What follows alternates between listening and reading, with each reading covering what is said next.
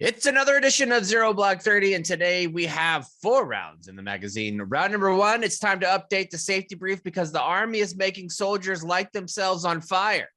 You would think that would come up in an ORM sheet somewhere, like that. That's not a good idea, but they're going to do it anyway. Round number 2, the National Guard in Texas is trying to unionize. Like I've been following the military closely for a long time, like being in and now doing this job for 5 years. It takes a lot for them to be a domestic policy that makes, when I'm scrolling Twitter, to be like, what the fuck? That's what happened here. I had no idea. National Guard. Yeah. And then I had no idea either. I didn't even know this was possible. I can't wait to hear about it. Storm of tweets that came in yesterday that I was a part of. It was one of those. Normally, I'm very annoyed if somebody has a conversation in like my mentions with other people. Yeah. I'm like, just remove me, dude. I don't give a fuck about you guys arguing about which quarterback was the best in 1974. I don't care. Remove me from that conversation. But this one, I was like, oh man, the tea is getting delicious. We're going to have to talk about this on the show. Round number 3, if you do get stuck on a long deployment or activation like they are at the Mexican-Texas border, you might need a little side hustle to make some money.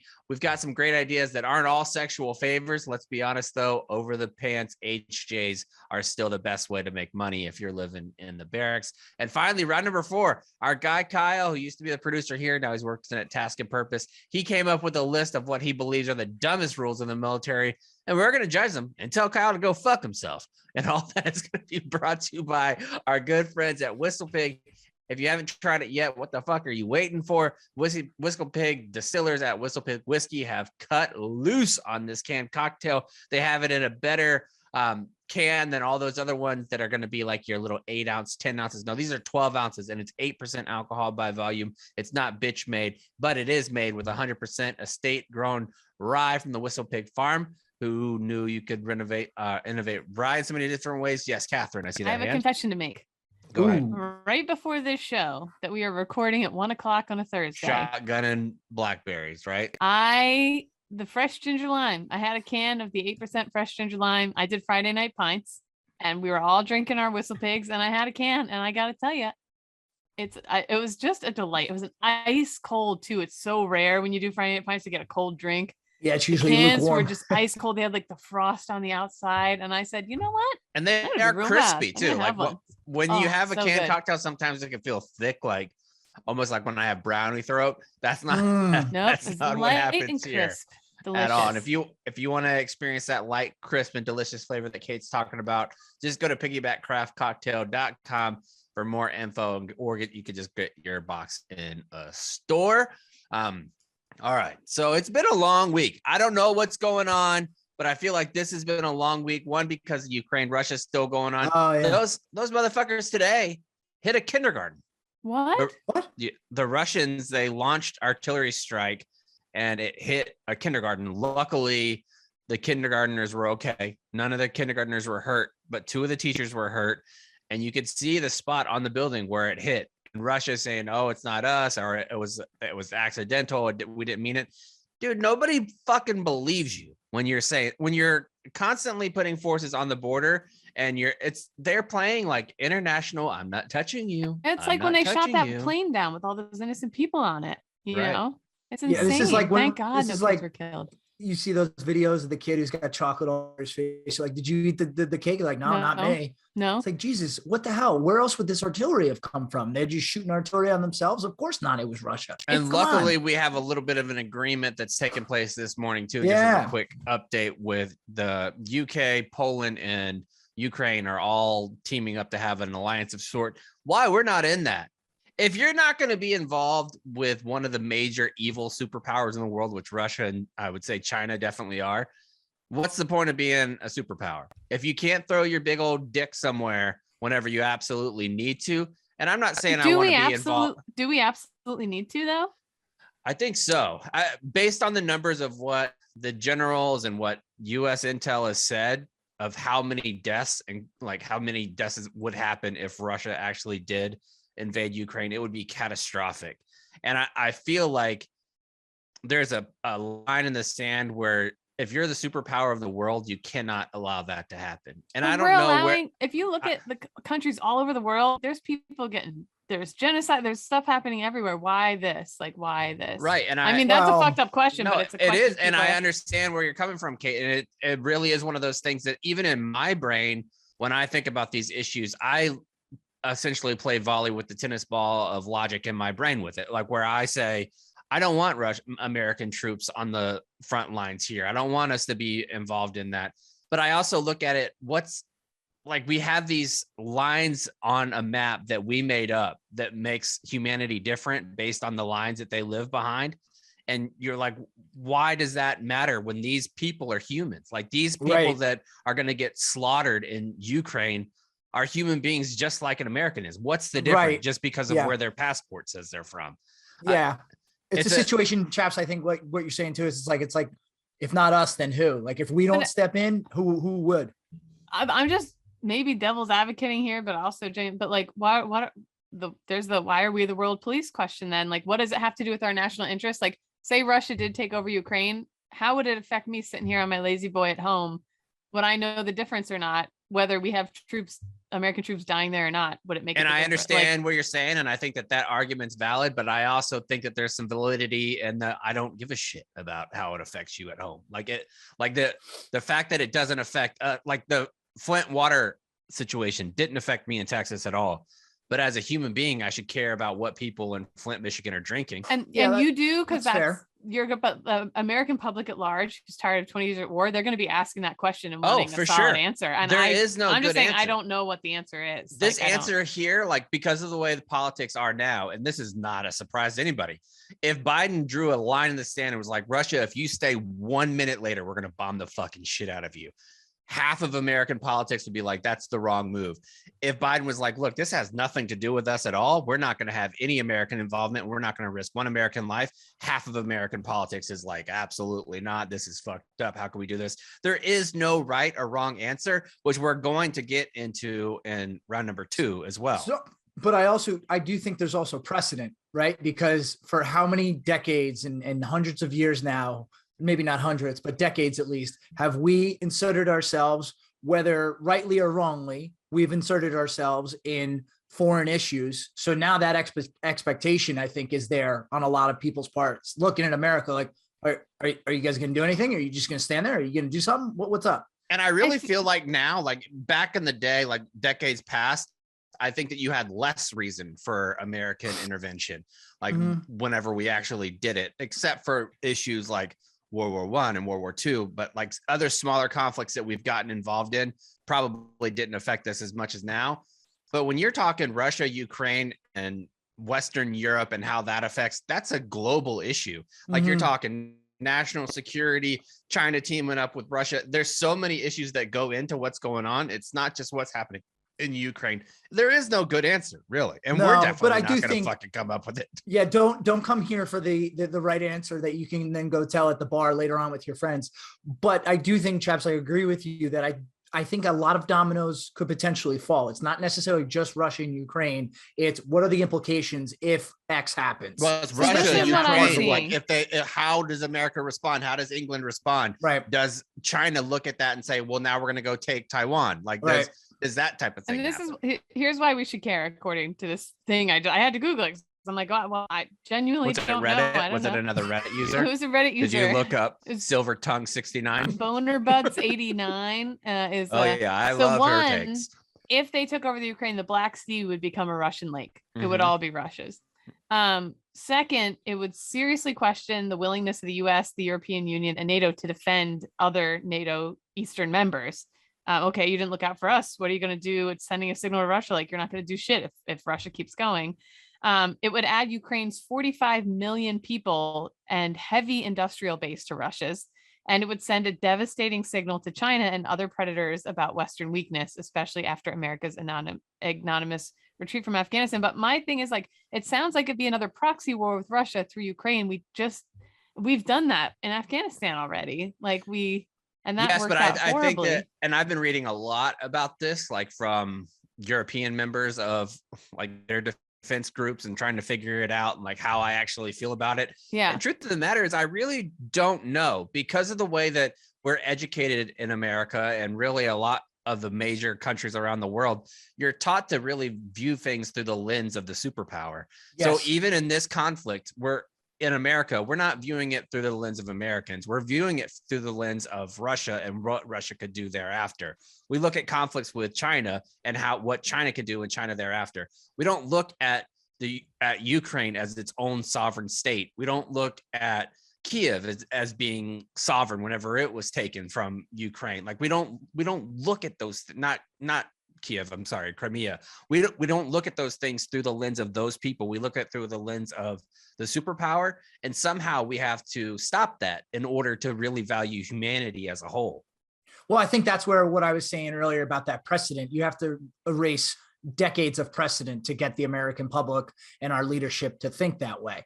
And I think that's a very tall task to just say, hey, just forget how we've it's an always done impossible things. task, especially given how social media is now. Like education, and everyone's an expert. Everybody's right about everything and wrong about nothing. And if you disagree with me, you hate America and you're a communist or you're a Nazi. Like this morning, there was a Senate hearing this morning where they were talking about on the Judicial Committee, where they were talking about how going to Arizona and having to show a vaccine card is like living in West Germany during Nazi occupation. It's like, no, what?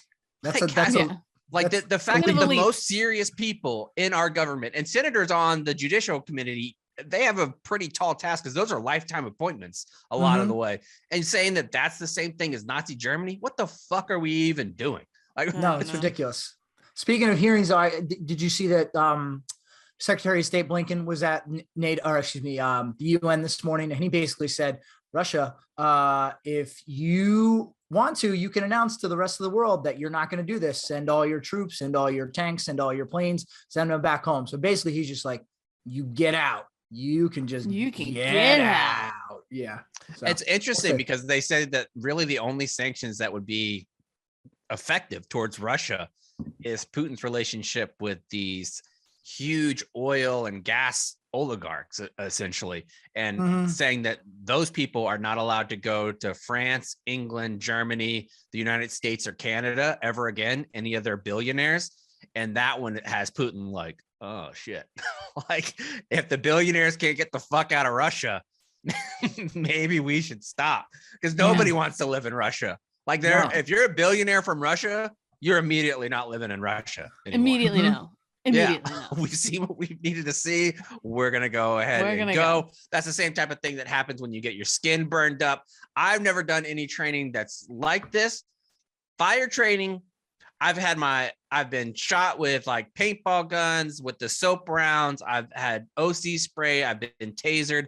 I've been hit with non-lethal weapons like tasers and bean bags, like the shotgun bean bags and things like that. Almost every lethal weapon in our military arsenal I've been hit with, like, because I was a non-lethal weapons instructor. So you had to do that. But and whenever one lethal weapon. Huh? And one lethal weapon. And lethal weapon. Yeah, I've been less we forget. Two, because technically a dog counts as a lethal weapon. Yes, yes. So I've been attacked and shot in a variety of different Hearing types of it out weapons. loud in a list. Fucked up. It's fucked up. It's a little silly. So what have you done? Well, I've been OC'd, I've been tased, I've been hit with beanbags. The beanbag, honest to God, might be the worst. Like, you guys have beanbag chairs growing up? Oh yeah, the beanbags, the soap rounds from an M4. They'll make you bleed. Also, dude, I had just got this tattoo. So if you're listening, you're an idiot. Go to YouTube. Go watch. So you can watch us. see which stupid tattoo he's pointing to. So my big koi fish tattoo. After it, we were doing domestic violence training and like how to intervene and break up those situations. And you always have to escalate it to a shoot scenario. Well, I got lit the fuck up with the M4, and it looked like my arm was, what's that race where you go down and it's like the hills, the little tiny hills? Moguls. Slalom.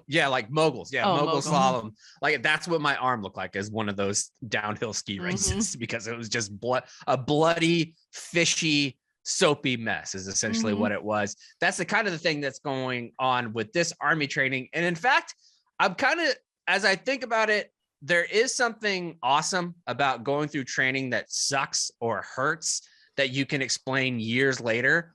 I did this. Like in the moment, nobody likes the gas chamber. In the moment, definitely no one likes to get OC sprayed. That shit kills.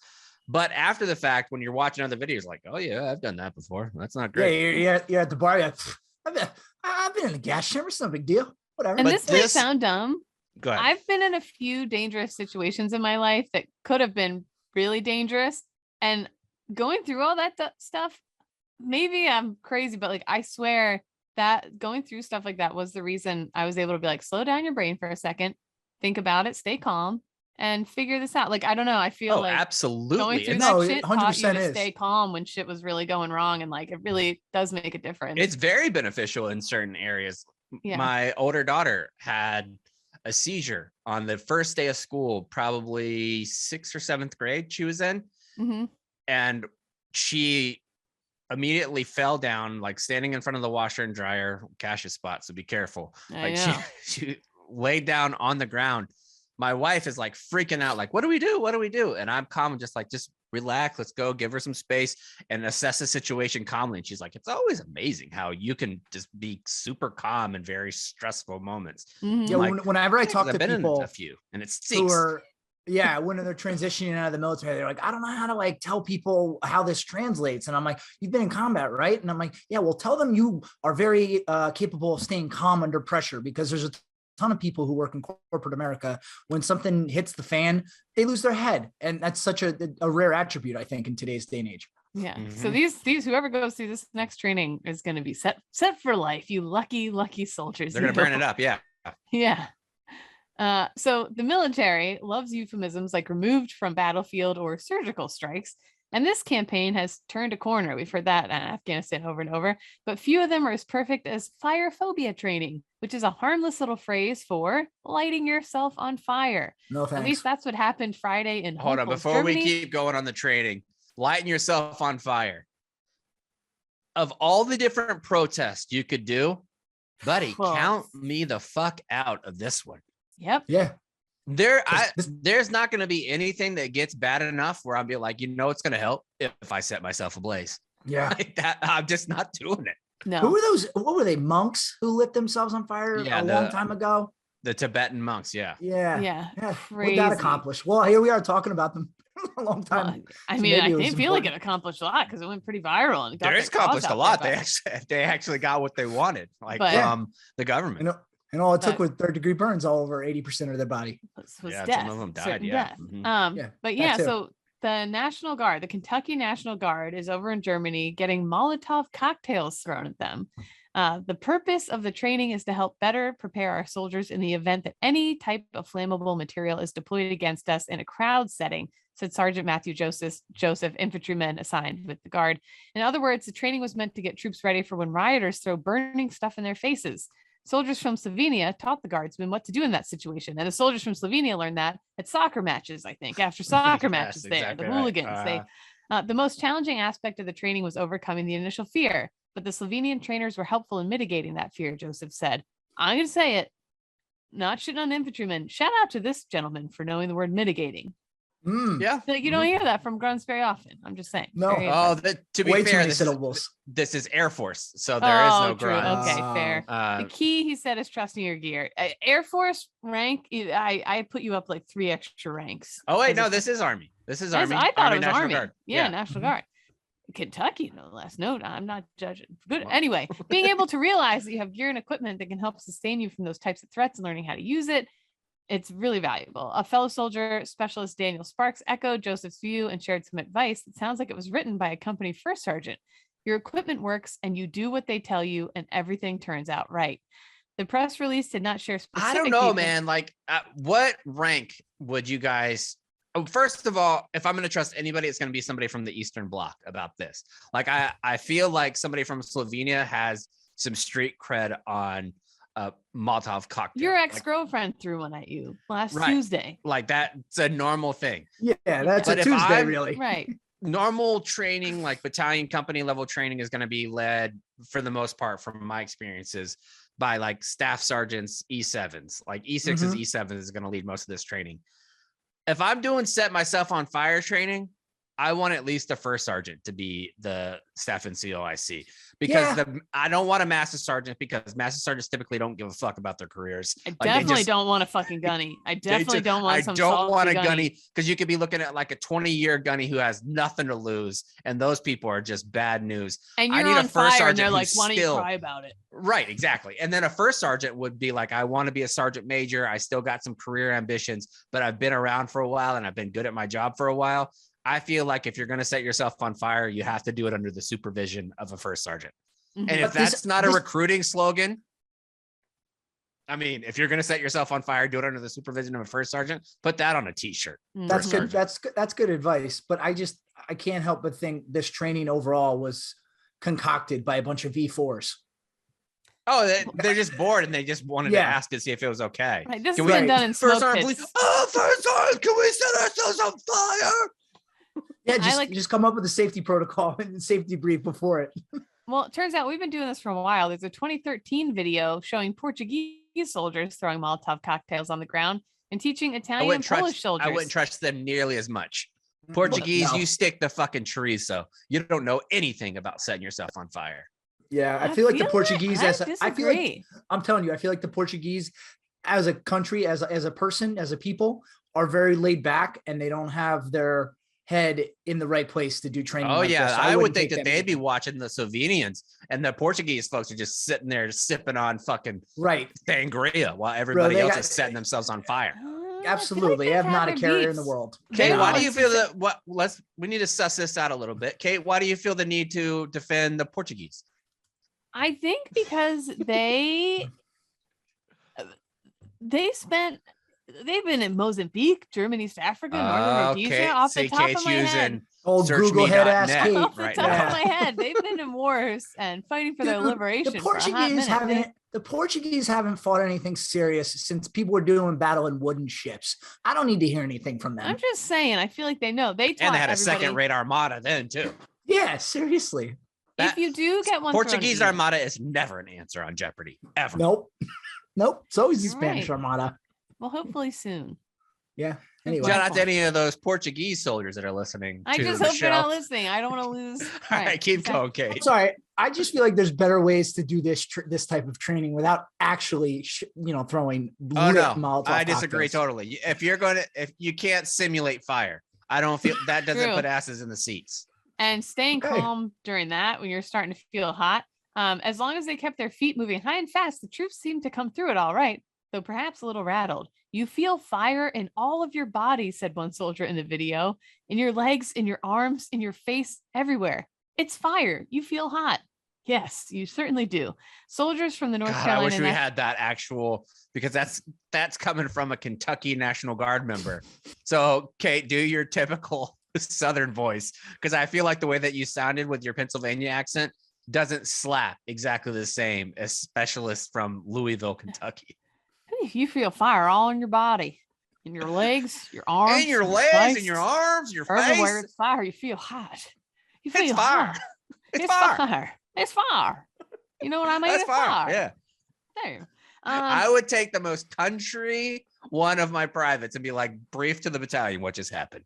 Well, it's hot. What happened? I was coming out there. Next thing I know, my britches was burning, and I was like, I was more jittery than a tomcat in a room full of rocking chairs. I stepped through that much. I'll tell you. It got hotter than two raccoons fucking in a wool sock on Saturn. Absolutely. Oh my God, yes.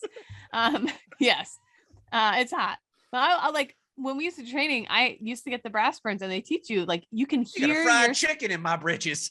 You can hear your skin sizzling, and you have to keep firing and stay calm. Like that does serve a purpose later. Oh yeah, dude. Whatever. Like yeah, and I mean it's the whole time that you're thinking and doing any type of training, you're just thinking, oh, the mitigation efforts did not work. Like with your eye, like strobing your eyes when you have OC spray. You're like, oh, that shit doesn't work at all.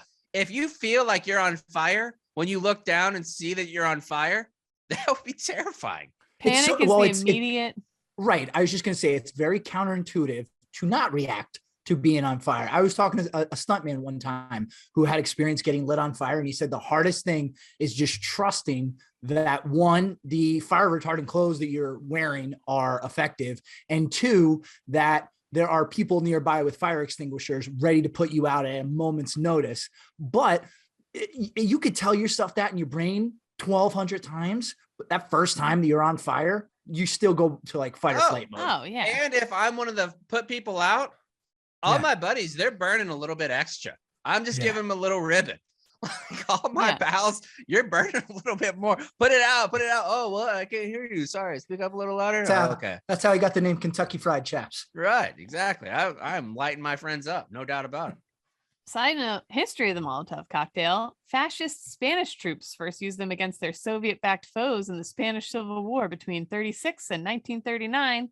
But it wasn't until World War II that the improvised incendiary earned its famous name, Molotov cocktail. So there you have it. Very interesting. Yes. I wonder if you gave me the tool, like if you sent me out today and were like, without Googling, go get the tools to make one, I would fuck it. I would know. Can I tell you how I think? No. Yeah, go right now. Take a Tito's bottle or something, leave a little Tito's in the bottom, put a rag in there, light it on fire and throw it. Is that it?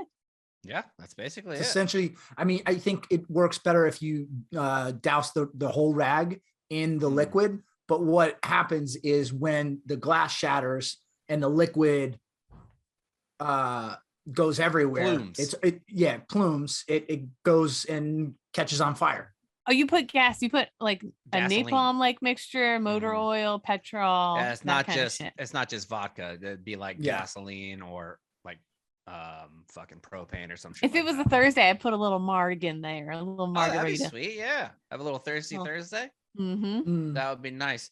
Also, the people who know how to put somebody out if they're on fire is our good friends at NASCAR. There's no better place to kick off the NASCAR unless hopefully they have Oprah Winfrey and Tom Cruise. What an intro. That's true. I mean, it is true. People do catch on fire on NASCAR. You never know. You got to really mind a lot of your flames, P's and Q's big there. crashes at the end. I'll tell you, I was listening to Erica's podcast this morning. She was talking about doing ads specifically at Barstool and how sometimes ads aren't necessarily placed in the best places. I thought that was good ad placement. You're right. Thank you very much. You're right. You're not correct. nearly as good as our lawnmower 3.0 or 4.0 that we had last week in the show. That was pretty good. But there is no better place to kick off the 2022 NASCAR season than at the iconic Daytona National Speedway with the 64th running of the annual Daytona 500. Winning the 500 is compared to winning the Masters, the Super Bowl, or gold medal in sports, or in the Olympics, not gold medal in sports. The Great American Race is not only motorsport's biggest race for drivers, but is also a bucket list for fans that want to attend in person. That's true. Those stadiums are packed out with people who that's like their entire life is going to Daytona 500. And it's almost, you see like Field of Dreams where you imagine walking out of the cornfields and you see what it actually looks like in the Field of Dreams. I feel like that Daytona 500 is that for race fans. Like as soon as you could see it on somebody's first time face where they're just like, oh my God. And it's that something extra in the air. Like whenever Fox hosts like the Super Bowl and you have Joe Buck and you have Troy Aikman and you hear those two voices and you see the backdrop of the Super Bowl in the background, you're in for a big sporting event.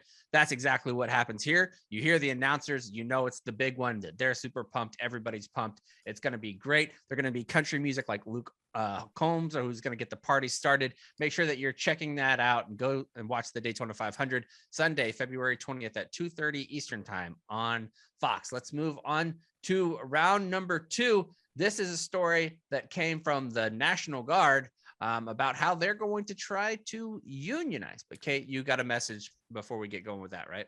Yeah. So, I mean, last week we were talking about the difficulties that these National Guard soldiers are facing down at the border. And one of the ones that I hadn't realized was that, like, especially things I hadn't considered. If you own a small business, it's not like anybody's going to keep that running for you while you're gone. Like I never considered stuff like that.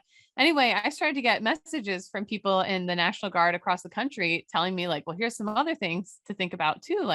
And I got this message from Ryan in the Ohio National Guard. And I just wanted to read it because this gave me another perspective on somewhere else. So, like we're looking at the border, but this is happening everywhere as we're like jokingly telling these stories about them being like forced to becoming teachers now or driving school buses. But this is like fucking up people's lives. Mm-hmm. So he said, so I am in the Air National Guard in Ohio as security forces, have been in for about 11 years, deployed once, During that time, I got my bachelor's from Ohio State, and I've been employed as an exterior building manager, sales rep. I love my job. I get to travel all over the state, visit people, make good money. Well, these past 2 years in the Air National Guard, I have seen what state active duty orders really are and how they are failing our airmen and troops. I can only speak for Ohio, but he goes on for a second here. He was activated 4 times in 1 year. The first was social unrest in Cleveland. That was about a week. The second was for the presidential debates. And then, well, let's see, when I lost it, I was activated and put in a prison for 3 months. While in that prison, he said, this is a whole different story with a lot of problems. I didn't know the Ohio National Guard was activated to be in prisons, first of all.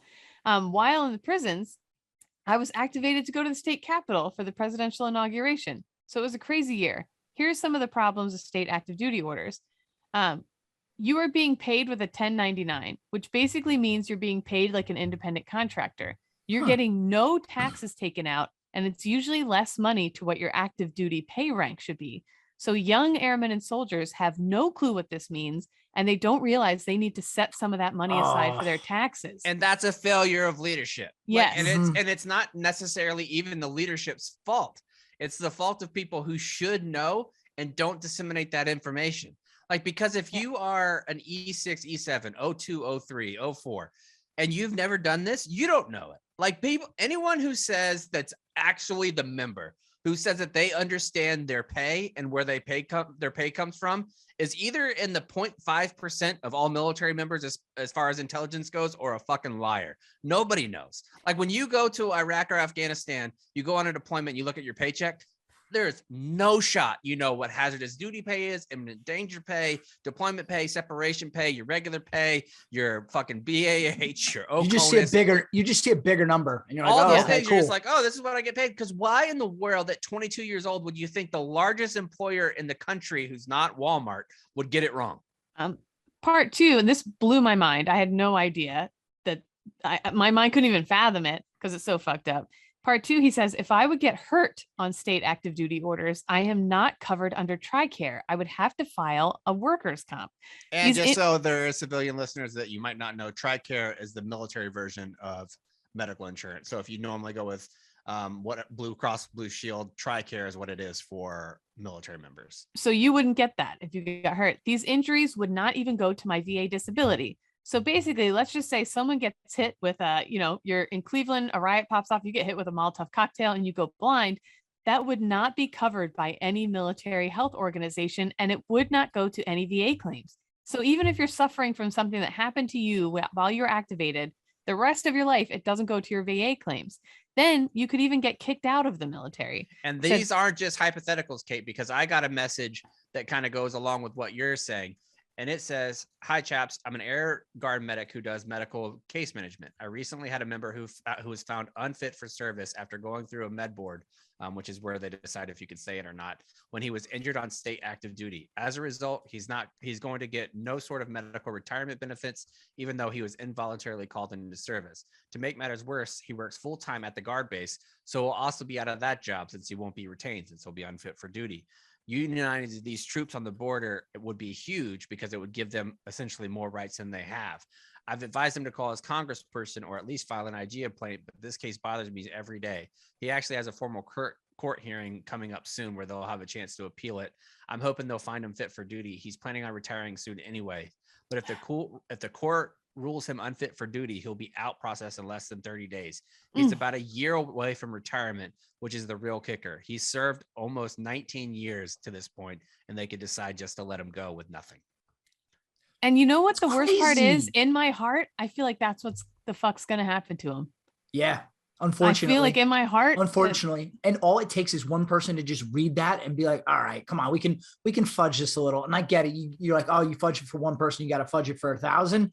But I think there are extenuating circumstances, especially in that example that you just gave, that would warrant.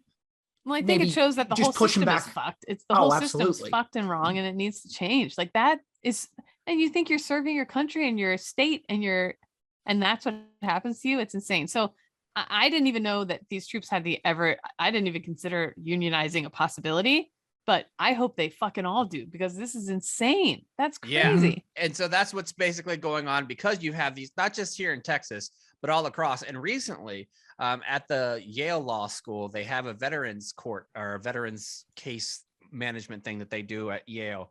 And they actually are the ones that submitted the claim to the DOD and to the Justice Department to see if unionizing was actually possible. Mhm. And in the wake of the Justice Department decision declaring that the National Guard troops could form insurance unions while serving on state active duty orders, a growing number of Texas troops assigned to the U.S.-Mexico border from Operation Lone Star have organized under an existing public sector union. Their first meeting of the state's Texas State Employees Union Military Caucus, which consists of troops on a state active duty orders assigned to the border, and it's scheduled for next week. There's a bunch of soldiers, and this report comes to us from the Army Times and the Military Times, both of them. I kind of combined them here. But the soldier affiliated with a union whose identity the Army Times has verified posted about the upcoming meeting in a Reddit community dedicated to sharing news about the border mission. And they go on to say all the different things that are happening. And one of the soldiers, who's a sergeant, said, "We're getting treated like shit. This is all politically driven. I voted for Abbott. I agree with a lot of his policies. But when it comes to the expense of our involuntary mobilization for upwards of 12 months, this isn't what we signed up for. We signed on the dotted line, but not for this." Now, there is essentially two schools of thought here. And I usually say that jokingly, but one side will say, you've got to stick up for your rights as an individual and the individual group rights that you are collectively in and who is on state orders. And then there's another side that says this is a just and it's a legal order and lawful order. So you have to follow it because that's what you signed up to do. And I was really rolling around the old noggin last night about how I felt about that, because there is aspects of you sign the dotted line. If it's a lawful order, you need to follow it. Like, because there's been, all three of us served under different presidencies with different political leanings. I served with Bush and I served with President Obama. There's been plenty that have been Obama and Trump. You serve no matter who the president is, no matter what the policies are, no matter what the politics are, you serve because that's what you signed up to do. But where does that, for you guys, where does that line stop? Like, or does it? I was just going to say, or does it? Because I don't know. That goes back to my earlier point that if you fudge the line for one, where does that line then stop getting fudged? Because as soon as you set that precedent, then I think you have a shitstorm on your hands, unfortunately. Sure. And I understand that too. Let's move it. Kate, let's go with you.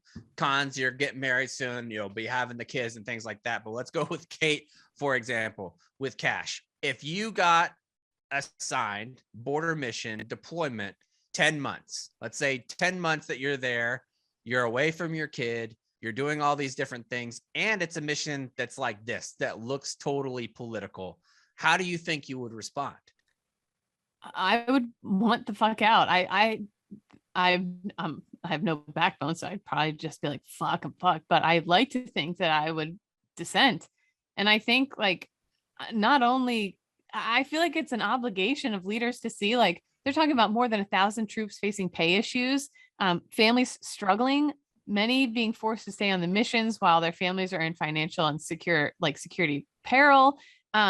I think if you're a leader and you're seeing this, like, you have an obligation to be like, I need to dissent against this. This is not okay. And if something has to change, I'm not going along with this right now. Like, I feel like it's immoral to make people do this and fuck up their lives like this I think it is important to point out that maybe dissent is the wrong word, but you can have leadership push back. Just because an order is given doesn't mean that it can't get pushed back and then reassess the situation and maybe then give a different order. But so I think, go ahead.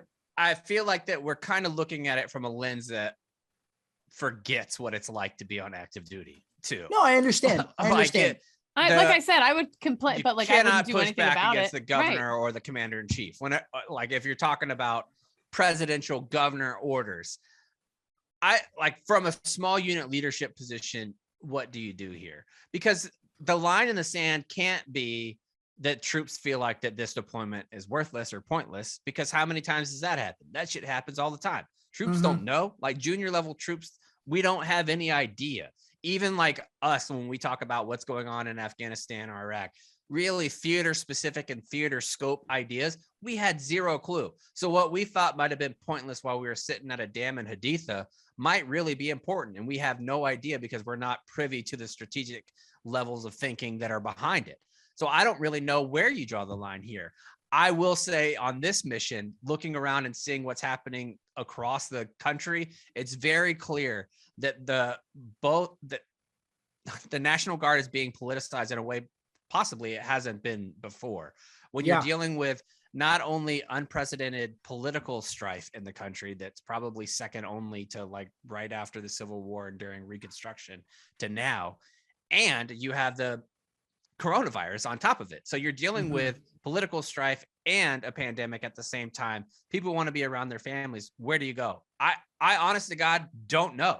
Like, this might be the first time in the history of this show I don't have an opinion about what is right or wrong. I don't know either, because when was the last time, if ever, that you can recall that the National Guard has been used in these ways, with where there's just like a catch-all that's like, oh, we'll send the National Guard. To me, growing up and in my time in the military, the National Guard was always brought in when there was like a riot or, you know, a natural disaster. But these examples that we've seen the National Guard put into, school bus driver, teacher, border mission, I'm kind of at a loss for words as well, because I don't know how they would even go about affecting any change, right? Because these orders are coming down from these political leaders, as you said. So how do you even push back against that? I think you do as much as you can as these small unit leaders, but there's only so much you can do. And these political leaders who have to have seen that 4 of them have killed themselves already. Right. And there's countless other horrific things happening there. You know what I really hate to think say? that I think that we look at those numbers and we say 4, that's tragic. I think they look at 4 and they say that's not that many. Like based on the suicide epidemic that's been happening across the military, when you look at it, you're like, 4 is not that much. When we know that's 4 individual people, which goes back to what I was talking about before. There has to be a return to humanity where you look at people like humans. And I do want to explain something to the listener and really to us, because we've never been National Guard folks. So there's a couple different ways that things happen. There's really 3 types of orders mainly that you could do. And this is from Davis Winky. I got it from his Twitter account. So you have state active duty, state active doodle sounds kind of active fun. doodle. I would do an active Title doodle. 32 orders. Goddamn. And Title 10. So they are currently on state active duty orders, which their commander in chief would be the governor. They have the adjutant general, and then they are underneath the state in accordance with state laws where they have to go. So they could be activated to help things like in the past, the Baltimore, like Maryland National Guard for the Baltimore riots, or Oklahoma City bombing, or Kansas tornadoes, things that are local and there are local issues. And then when you start to get up to the other types of orders and the Article 32, that's what we saw when we were dealing with issues like what happened at the Capitol. Like that would be Title 32. And then when actual wartime stuff is Title 10, which we've had Bosnia, Afghanistan, and things like that. So just really unfortunate. And the last thing I'll say is, it pains me to say and believe that this is true, but these lawmakers, they hear that number 4, and because it's not right in front of them, so to speak, and it's kind of out of sight, out of mind, I think they're able to rationalize with it, and it doesn't hit them as much as it should. Like they should hear 4. They should hear 1, and then that should be enough to make them stop in their tracks and think maybe we're doing the wrong thing here. Yeah, and I don't know if that's ever going to be a thing that happens. Like, I don't think that you look at that and you say, well, somebody killed themselves, so we have to adjust the mission. Like, that's not something that's maybe not adjust the mission, chaps, but at least give you some pause and think about, like, are we doing this the correct way? Well, just the whole vibe. If I was a leader who read that whole report that's been coming out, I'd be like, all right, shit's fucked. We got to make some changes. So I hope they make a union. That's the political aspect, because I know I follow Texas politics pretty closely. If Abbott said we are going to remove all the different guard troops from the border, he would get rhinoed, and this dude, he's not a real Republican, he is a communist, he's hanging out with fucking AOC. He would get that over and over and over again in Texas, and that's the reason why they're not going to do it. Like I really believe that there's certain things that politicians know. I actually know it for a fact. Like recently there was one of the bills was about getting dental care for more veterans, and it had bipartisan support, but it was one of those things that they could all agree on. All the merits of the case were great. Like what it would accomplish things that would actually reduce the total amount of spending that the VA has. But there's certain senators out there who don't want to be viewed as doing anything bipartisan, just like the Build Back Better Act. Whenever everybody wants better roads, better bridges, better fucking trains, better airports and things like that. But you have certain elements of parties that are just like, oh, we can't do that. We can't agree with those fuckers on anything. It's like, grow up, dude. Like, that's what it's all about, is your fucking partisan politics bullshit. That's exactly what it is. It is frustrating. It sucks. It's shitty for the people who are stuck in it. So it is. All right, let's move on to round number 3. We're going to have a little bit more fun here because Kyle, our guy Kyle, is that round 3? Nope. No, this is the side gigs. Oh, yeah. All right. Let's do a little bit of side gigs. So what do we got here? So this idea, basically, if you're on this, there's so many different troops who have been struggling financially and being able to get their stuff done. And I came across an article where a guy was like, hey, I've been doing Uber. And sometimes even if I'm doing Uber Eats, I'll have to Uber Eats a pizza to somebody who lives in the same barracks as me. And I don't give a shit because they tip me well. And I'm like, okay. Like side hustles wasn't a big thing for when I don't remember a lot of people doing those things. You know, the first one that really popped up for me was we would go out in Pacific Beach and we had the Arrive Alive cards and blah, blah, blah. So we were always taking cabs and stuff back to base. Oh, yeah. I was the poster child for it. And like expensive ass, like hour and a half long cab rides that I got yelled at for, even though they weren't supposed to yell at you freezing them. Anyway, I back from a Chargers game once and forgot to tell them where my turn was. And but yes, getting in a car, hammered drunk in Pacific Beach, and the guy hearing us talking and being like, oh, what unit are you in? Well, I'm a gunny with so-and-so. And we're like, because we were all fucked up on a Saturday night. We're like, he's like, don't worry about it. Just give me a good tip or whatever. And we're like, yes, gunny, blah, blah, blah. But I was like, oh, wow. That's got to be so annoying to be a cab driver or an Uber driver and getting gunnied or served to death. Yeah. I mean, he could have not mentioned that he was military, but like, and then, you know, like then we start to notice. But he also does it. Don't fucking puke in my car, devil dog. And also, like, they're not supposed to be doing that. You're not supposed to have a side hustle. So it's like a mutual understanding. Right. So it's kind of like, all right, we're trying not to puke in your car, but if we do, can't do anything about it. You're not supposed to be doing this. I knew guys who bounced on the weekends at bars and strip clubs and stuff. And I knew a few MPs who they go up to LA and they were bouncers up there on the weekends. Yes. But that was, other than that, you're right. There wasn't a whole lot of, from what I saw, not a whole lot of I bet there's more now because it's easier, like with all the different apps that you can do. Yeah. I mean, I wonder if somebody could make money. Like if you were, let's say you were a drill instructor and you were really good at yelling at somebody, or a drill sergeant or TI or whatever the fuck you want to call it from other branches, and you were really good at it. I would pay money for those people on Cameo. Oh, Cameo. Yeah. I was thinking Dominatrix. Or that would work too. Yeah, either one. Find a good sub out there willing to pay you to be a dom. You know what I mean? Oh yeah. Like there's got to be plenty of ladies that would sign up to peg a drill instructor, right? Absolutely. I'm one of them. Amen. But strap that thing up, have his legs up behind his ears. My goodness. You know what? Two other professions the two that came to mind right away, two other professions that have side gigs often. One, because they don't get paid enough, and the other because of their schedules allow them a lot of not extra free time, but firefighters because of their schedule, because they'll work like 3 days in a row and then have like 3 days off. Yeah. And then teachers because they don't get paid shit. And they work in the summer. Shout out to my buddy Nick, New Rochelle firefighter, just opened his second restaurant with 2 of his buddies. We went there last night. Oh. So if you're in Larchmont, New York, no free ads.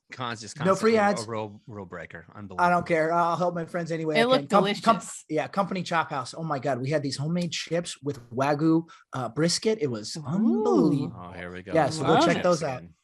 But yeah, so Marines, hey, wouldn't it imagine like me and my Marine buddy opening a restaurant that we work on the weekends after we get off? You duty? Could. Oh, imagine if you had and you call it Gee Dunkin' or something like that. Like you never had that phrase, a Gee Dunk?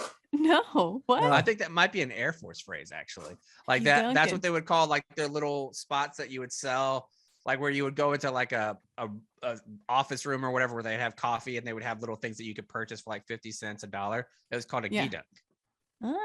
Well, another thing that there's small businesses within the barracks, like tattoos and haircuts was a common answer that we were getting.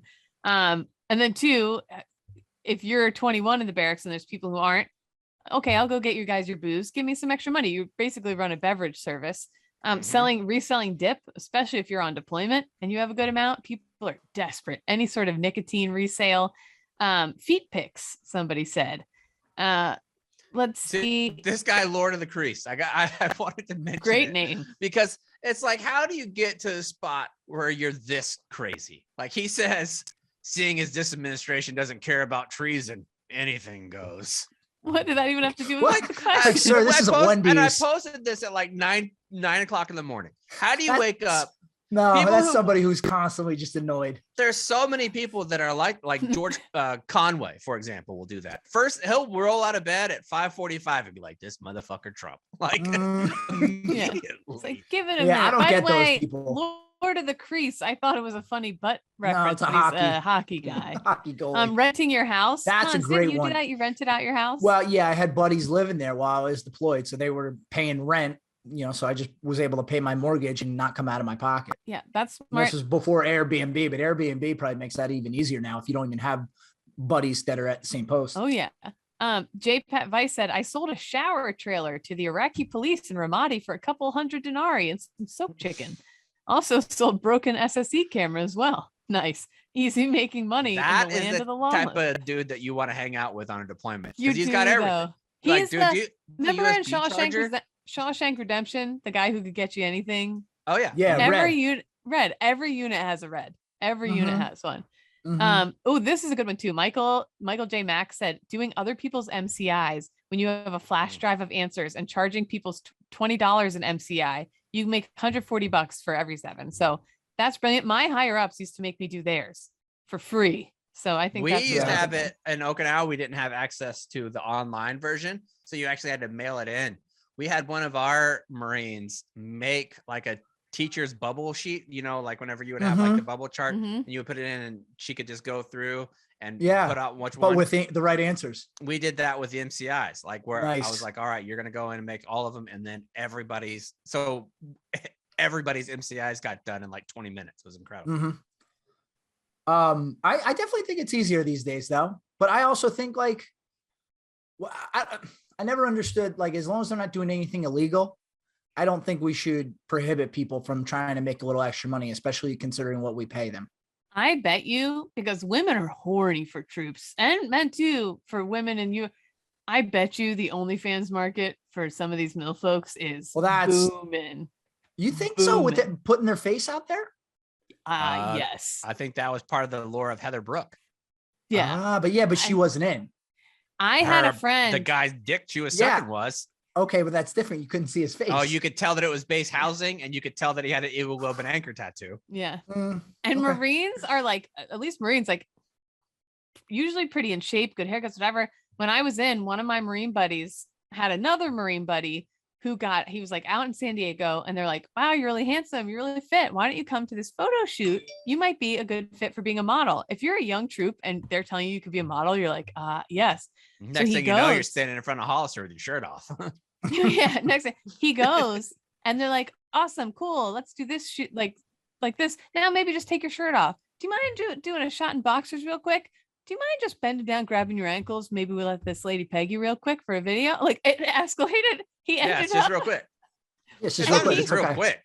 He ended up going along with it. Like he was like, you know what? Like he was cool with it and whatever. He ended up somehow, I forget the full story. He ended up kind of getting caught when somebody saw his video or something out somewhere. And yeah, so getting pegged. Yeah, I don't know if he was getting pegged. That's gotta be fucking like going in, standing at 6 and center at parade rest and being like, hey, Devil Dog, you mind explain what was going on in your butthole? Why did you try to secure that rubber penis in your butthole? That was an exaggeration, but it escalated to the point of becoming like a nude shoot porn type thing. Yeah. That got found out. There's just very few ways to make extra money in the military. That don't involve your butthole. You're absolutely right. Don't involve your butthole. Sure. Actually, though, we had one operation when I was in college. You know how most colleges, I think you sell back your textbooks. Well, we had some classes you sell back your textbooks and then they put it in your cute little cadet bank account, whatever. Well, we had some books that they wouldn't take back. So basically it was, you were throwing it in the trash. We found websites that would buy the books and we'd walk around the different barracks, like, hey, you still got your physics book? Yeah, cool. Do you want me to throw it out for you? and we put boxes and boxes and boxes of these books in the mail, made a few $100. That's smart. That's smart. That's a good way. I mean, but granted though, that took a lot of time and effort, but but you get a couple $100, just walking around not doing much. And tell you what, couple $100 when you're 19 feels like $1 million basically. Oh, free money is amazing. Like no matter how it happens. You know what else I bet you is a side hustle that some troops do, especially in base housing. If you're a really good cook or a baker, is cocaine. It's like catering type stuff on the weekends and stuff. Because there's always birthday parties and shit going on base and blah blah blah. If you know how to like do fondant or whatever, I bet you're making cupcakes and shit. Oh yeah. Battalion commanders used to always ask us to train their dogs. Always. Oh, they'd God. be like, I'll pay if you come over and train my dog. And we'd always have to get the kennel master involved and be like, no, they're not allowed to do that. It's against policy. They can't do that. Because what's going to go great? Like, you don't want to be hanging out with your fucking CO. Like, that's not going to be a good time. I got asked to babysit a lot because I was the woman in my unit. Yeah. So. Did you make any money doing that? No. That's not nice. Oh, they made you do it for free? That's terrible. Oh yeah, no. Well, I bet they didn't make, but kids. Oh no, it's fine. I love kids. I love kids. And yeah. hated every second of it. What? By the way, I'll come back tomorrow. I'll adopt them. You got the paperwork? I'll take the kid. What is the hourly going rate for a babysitter these days? I would bet $20 probably. Depends on the age. 20 Depends on the age, experience, and like how old your kid is, like how much work and how many kids they're gonna be. Yeah, it all depends. Oh, okay. I think for one, if I had like a college kid come over after school to help me out or something, I'd probably ask if 15 was okay because he's just chilling. But I don't know. Is that wrong? I don't know if that makes me cheap. I don't know. Wow. I have no idea. But if it was for longer and for more, I'd say over 20. Yeah, I don't know. All right, let's move on to round number 4. We're going to talk about the dumbest things in the military. Kyle Gunn, our old producer, wrote a blog about it called U.S. Military Dumb Rules and Regulation. And he says, let's start with the most common answers from the readers. This will not surprise anybody with experience in the U.S. military. However, they may surprise our civilian readers who will expect an explanation. Unfortunately, none of those can be provided because none exist. They are simply dumb rules and they exist just because.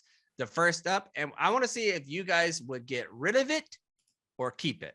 Ooh, okay. I like that. Yeah. Okay. So if you would keep it or get rid of it. First up, hands in pockets. No hands in pockets. No hands in pockets for cons. Keep it. If they develop those wrist things to keep your hands toasty, then no hands in pockets. But I think if you're in the field, hands in pockets. Anywhere else. That's what I was going to say. Okay. I feel like hands in pockets should have the same rules as hats or covers, where there's dedicated areas where you cannot wear them or you're not allowed to wear them. I feel like there should be dedicated no hands in your pockets areas, like headquarters buildings, like medical places where general public and civilians that are coming in to do business on base work. I feel like that's fine. Like no hands in your pockets. If you're training and you're doing just military shit and you're just hanging out, smoking and joking, it's fine. Yes, I agree. It's like a treat. Yeah. No walking on the grass. Jinx. That to this day still fucks me up. I still have a difficult time stepping off a sidewalk and crossing grass. I feel like I'm just waiting for someone to come out of the bushes and be like, okay, good. So I still have trouble. Here's my thought on this one. It matters what type of grass it is and how this grass looks. Because a lot of these sergeant majors and first sergeants that are out there getting all pissy about their grass, spoiler alert, dude, your grass looks like shit anyways. True. Yeah, but you know what? We're getting a little cute here. It's like, oh, it depends on this, it depends on that. If we leave people to decide, nuance is allowed. Yeah, guess what? There shouldn't be nuance sometimes in the military, because if we leave it up to some old E3 to decide whether or not he should follow this rule, we're in a sad state of affairs, in my opinion. Well, we have to have huh? rules. I don't think we can just say no grass, because there's always going to be you can walk on grass rules. I feel like it's got to be, is there a sidewalk nearby? How nice is the grass? Is there weeds in the grass? Because if you're worried about making a path and it looks like shit anyways, who cares? Who cares? I think we keep this. I'm sorry. I think we keep no walking on the grass to maintain standards. All right. Next up, Kate. No laughing on sidewalks while walking. It's part of the lock it up laws. I remember that. Mm-hmm. Wait, that's an actual, is that a goof or is that for real? Oh yeah. What, do they let you just walk around laughing in the army? I just never heard that before. Dude, if you try that shit on K-Bay in Hawaii, you get in huge trouble. Walking and laughing, walking and smiling. Bearing. Showing your teeth. If you're at K-Bay in Hawaii, the only thing you're allowed to do is a very aloha. That's it. You can't laugh loud at all. It's a very no laughing loud is the only thing. Can't talk on a phone and walk. Same with eating and chewing gum. That one took me a long time to get over. I would be at UTSA and I would get a phone call from my wife and I would be walking and I would stop and be like, hello. I would do the same thing. Then it would catch me now where I'll be like, oh, I'm allowed to walk and talk. Back when I was smoking, chaps, it probably happened when we'd be walking in the city. I'd be like, I'm sorry, we can't walk and smoke. Like I have to stand still and do it. Like I like physically cannot walk and smoke still. It fucked me up. Wearing reflective belts during the day, even indoors. I never understood that one. That's stupid. If that's what you're wearing, then that's what you're wearing. Like if you're in your PT uniform, what does it matter? No bowling on Tuesdays, and this is across the military. That's when all the shit bags have to go clean the bowling alleys. I remember that one because I used to be on bowling alley duty, and I just have to go shine the balls every Tuesday. Come on, is that same with Army? I have no idea. You think I was cleaning bowling alleys on Tuesdays? Come on. Oh wow. Wow. Did you know that the bowling alley in Okinawa is called the Skoshi Bowl, and because it only has 3 lanes, and that means it's a little bowling alley because Skoshi is small in Japan. That's so cute as a Skoshi button. A little Skoshi bowl. Boot socks can only be a certain color. I used to wear white boot socks because the green ones would I forget why, but they were just so much comfier. The white ones, I felt like they absorbed my sweat better. The white ones are comfortable. Yeah, they're just better. But I would get yelled at for it. No smoking cloves in dress blues. I remember outside the ball one year, the black cigarettes, the ones that smell like cloves. If you were making the smoke pit smell like cloves, somebody would always come running out and be like, "Who's this?" Yeah. Oh, you think you're special? I don't remember where that came from. I think it was a tradition that was kind of like the green charms type of thing where somehow they gave up their position by smoking cloves. I'm not sure what it was, but I remember cloves were like a huge thing. Yeah, because it would make the whole smoke pit smell like a Easter ham, and that made people furious. This one I actually did when I was in Okinawa. I showed up, thought I was gonna look like hot shit with black socks with the white Nike check on it, like I was fucking Tracy McGrady, and showed up. I got so chewed out for that one. That was a good time. Kate's adding more. So we can't have umbrellas, which I do appreciate that one. That's stupidest fucking rule. That's so needlessly stupid. No, it's like rolling the wet wheel on the yak for no reason. It's very stupid. And then no chinchillas in the barracks. You could have cats and dogs. Yeah, that's true. But no chinchillas. That's a good one. Yeah, chinchillas are always out. All right, that ends that, I guess. All right, let's move on to Save Rounds and Alibis, which today is going to be brought to you by our good friends at Simply Safe. If you haven't tried Simply Safe yet, do it. Simply Safe has everything that you need to keep your home safe, from entry to motion sensors, the indoor and outdoor cameras.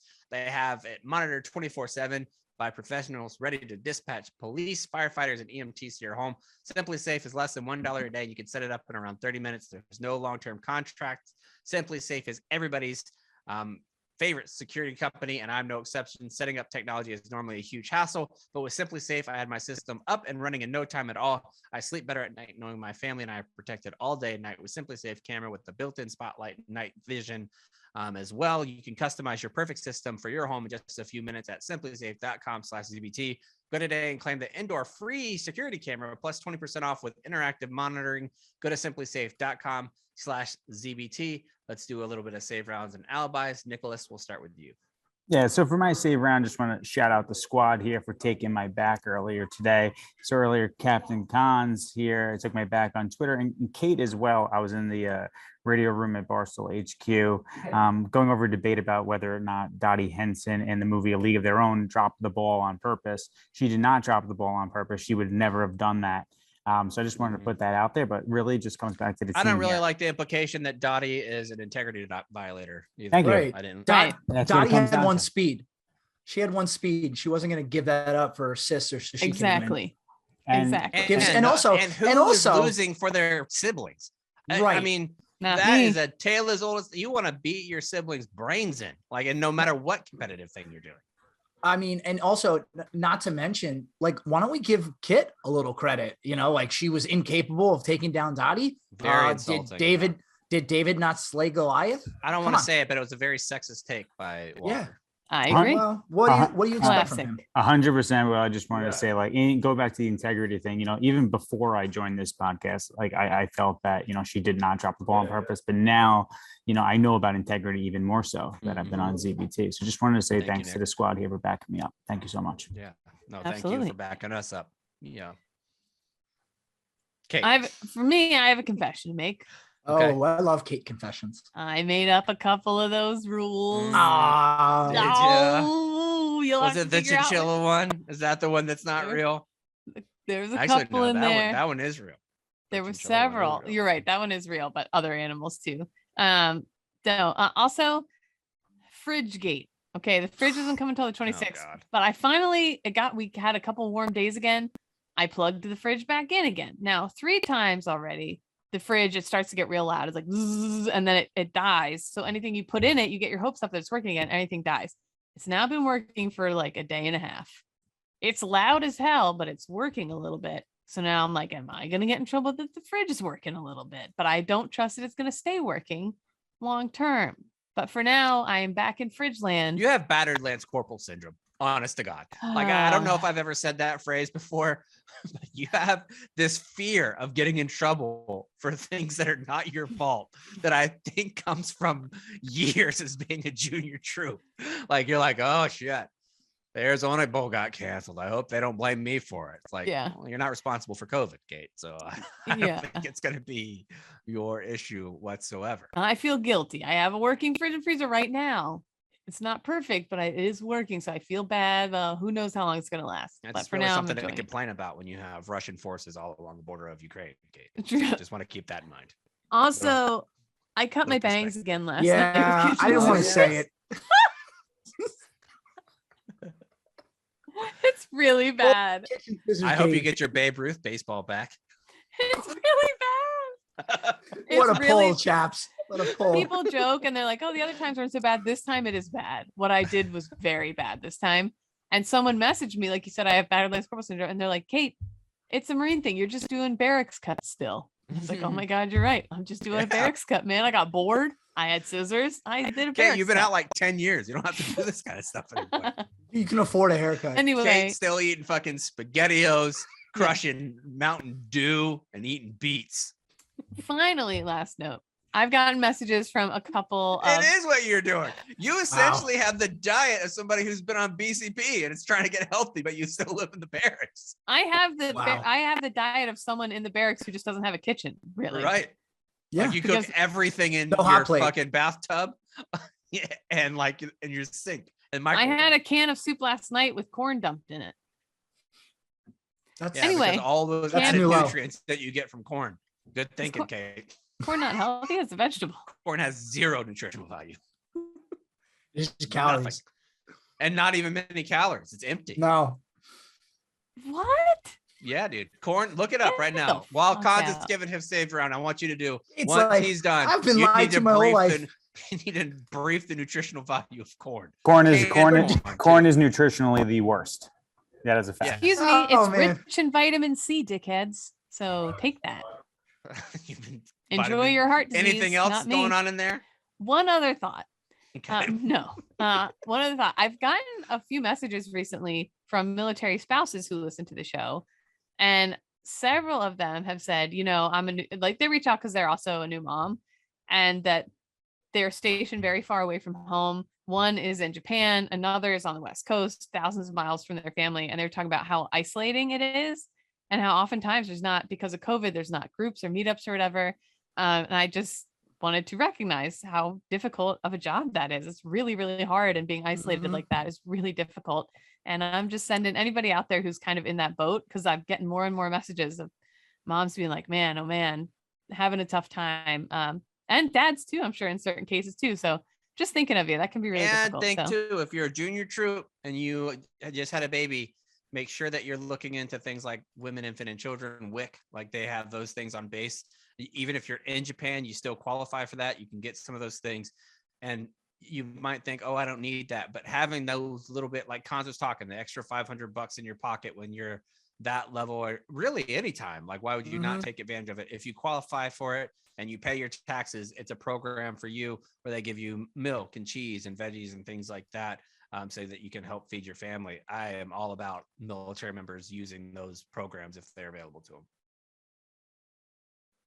Shout out to Miss Military Kate, Spouses. I think No, Kate froze. she's still there. No, is she? Yeah, maybe. She's frozen. Maybe we lost her. We All lost right, She's her. go ahead. too much corn. Too much corn. Too much corn. Two things. First, we got an officer's corner. I might just have to start a consultancy for a little extra cash in my pocket and just teach people the basics of suits. It's very easy. It's not, hoity-toity and fancy, because between all the guys I saw doing NFL work and college football work on TV this year, and then from my beloved West Point, the 100th night pictures that I saw in these young cadets about to be officers and their ill-fitting and not fitting suits, they need help, and I'm ready to help. And then secondly, I'm sorry that we lost Kate, because she would be especially excited about this. I got word today, chaps. And do you want to guess who this is from, or do you want me to just tell you who it's from? I don't have a lot of information to guess on, so I'm going to say, go ahead and tell me. Okay. There's not a whole lot. No, I was going to tell you the quote. I was going to tell you the quote first, and then you can guess. Okay. Well, we have a former guest who was seen or heard saying that he had too much fun, and that we, quote, should do something with that crew again. Oh God, it's Channing Tatum, isn't it? Unfortunately, no. It's John Boehner. Oh yeah. Oh great. Yeah. So we're gonna play in something. He's got great wine, so I'm definitely in. So we're gonna play in something to go to see Speaker Boehner in the spring down in DC. Love it. I'm all in on that. I don't really have anything. I'm ready for the weekend. This has been a long fucking week, so I'm ready to see you guys on Tuesday. It's on the retreat.